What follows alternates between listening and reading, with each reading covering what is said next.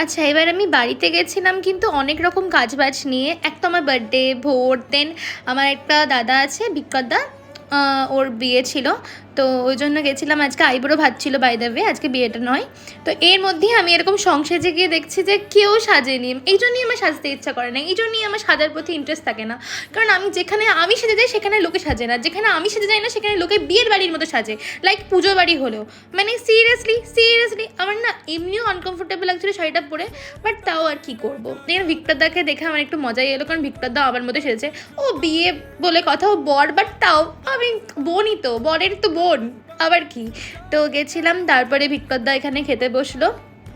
আমরা যাওয়ার পর ভিক্টরদা রেডি হয়েছিল। আর এখানে যেহেতু ওই 5টা মানে মানে যাদের বিয়ে হয়ে গেছে লাইক ওরকম জন্য একটা নিয়ম আছে না, ওইটা করতে হয়, ওটার জন্য আমাকেও ডেকেছিল, আমিও গেছিলাম। আর ভিডিওতে থাকতে কে না চায় না, তাই না? তো ওই জন্য আমার বেশ ভালোও লাগলো, ইউনিক, কোনোদিন আমি করিনি, প্রথমবার করলাম। যেহেতু আমার বিয়ে হয়ে গেছে তো এই রিচুয়ালসটা আমিও করতে পারবো। তারপর জেঠিমানা আশীর্বাদ করলো। একটা রিচুয়ালসের মধ্যে ছিল, মানে 5জন মিলে খাওয়াতে, ওখানেও আমি ছিলাম। তারপরে আমার কাকিমানা আশীর্বাদ করলো। আর হিহি, এই কাজটা কিন্তু আমার একদম ঠুসে দিয়েছি রসগোল্লাটা মুখের মধ্যে। এটা আমার ছাড়া কারোর কাজ হতেই পারে না, এতটা অভদ্র আমি ছাড়া কেউই না।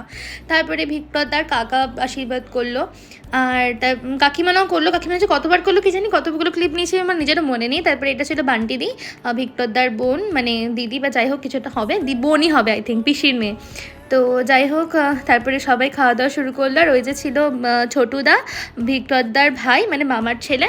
তবে এ দেখো ভিক্টরদা সাটিয়ে খাচ্ছে। এই টাইমটা আমার এত খিদে পেয়েছিল, আমি লোকলজ্জার ভাই বলতেই পারছিলাম না যে আমি খেয়ে আসি। তারপরে লাস্টে না থাকতে পারে আমি বলে দিলাম, ভিক্টরদা তুমি বসে খাও, আমি খেয়ে আসছি, কারণ আমার সত্যিই খিদে পেয়েছিল। শুধু এই মাছের ক্লিপটা নেওয়ার জন্য ভিক্টরদাকে কতবার বললাম তার ঠিক নেই, লাস্টে নিল অনেক নাখাড়া করার পর। আর এই যে দেখো ভিক্টরদাকে দিয়ে কোনো কাজ করে না, মানে মাথাটাই খারাপ করে দেয় আমাদের। তারপরে আর কি, আমি আমার ক্রেভিং কন্ট্রোল করতে পারিনি, একটু সবার সাথে ভিডিও নেওয়ার পর আমি চলে গেছিলাম খেতে।